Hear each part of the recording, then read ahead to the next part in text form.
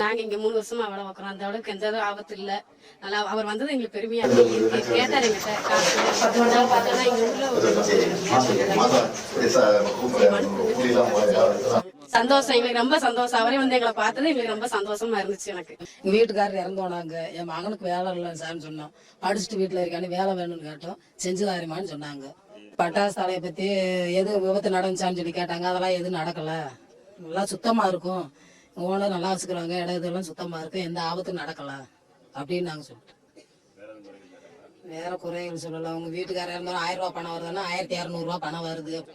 எங்களுக்கு ரொம்ப ரொம்ப சந்தோஷம். நாங்க வந்து இப்படி பக்கத்துல நேரடியா வந்து நாங்க பேசணும், எங்களுக்கு ரொம்ப சந்தோஷம். அவங்க வந்து பார்த்து பேசுனதுனால எங்களுக்கு ரொம்ப சந்தோஷம்.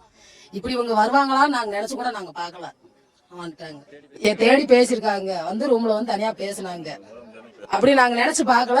ஆனா எங்க முதலமைச்சர் வந்துட்டாரு, வந்து நாங்க நல்லா பேசிட்டோம்.